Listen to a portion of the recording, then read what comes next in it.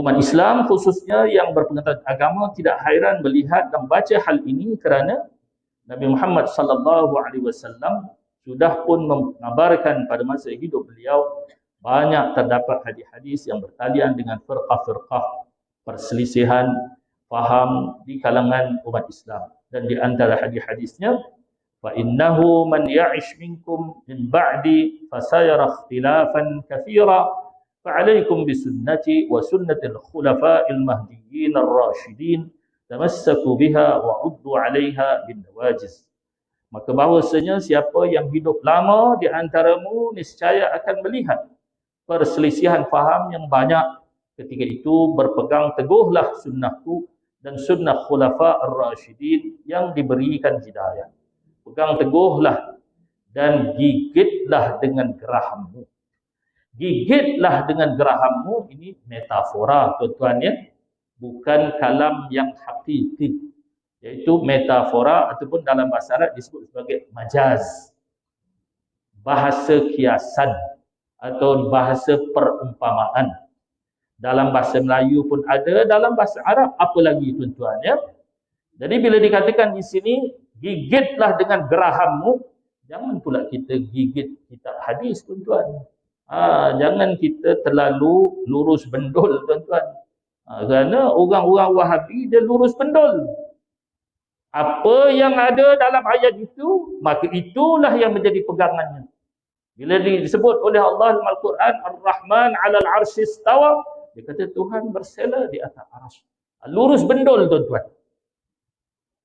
Yadullah fawqa aydihim. Oh, Tuhan ada tangan kata dia. Cuma tak sama dengan tangan kita.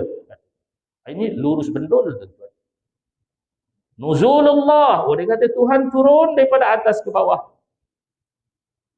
Ini lurus bendul namanya tuan-tuan. Di dalam Al-Quran penuh dengan majaz. So, itu para ulama Asy'ariyah mahu menyelamatkan umat Islam jatuh ke dalam syirik, maka ditakwilkan ayat-ayat yang seumpama ini. Nuzulullah dengan makna nuzulur rahmah, iaitu turun rahmah, turun thawab, pahala, turun barakah. Bukan Tuhan yang turun. Kalau dikatakan Tuhan yang turun, maka Tuhan itu berjisim.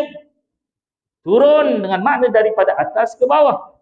Ini adalah satu penjisiman kepada zat Allah Subhanahu wa taala. Setengah orang-orang Wahabi yang mendakwa mereka itu beriktikad dengan iktikad salaf, menggambarkan Tuhan itu berjisim yang tingginya 30 meter. Tingginya 30 meter. Dan tidak berjanggut, masih muda. Dan tinggalnya duduk di atas arasy. Akidah Yahudi pula menyatakan Tuhan itu tingginya juga sekitar 30 meter. Tetapi tua dan berjanggut putih. Nampak? Hampir-hampir sama akidah Yahudi dengan akidah Wahabi. Cuma Yahudi mengatakan Tuhan itu berupa seperti orang yang tua, janggutnya putih. Jadi agaknya Tuhan Yahudi itu abang kepada Tuhan Wahabi. Tuhan.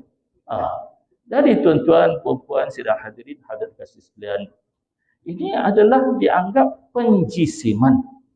Allah Subhanahu wa taala adalah sama sekali tidak berjisim. Kerana jisim itu adalah min makhluqatillah, daripada kejadian Allah Subhanahu wa taala, yang sama sekali tidak boleh diserupakan dengan zat Allah Subhanahu wa taala yang qadim lagi azali. Jadi tuan-tuan, puan-puan, sidang hadirin, hadirat dikasihi sekalian ya. Jadi kata Nabi, siapa yang hidup lama selepas aku wafat akan melihat perselisihan yang banyak.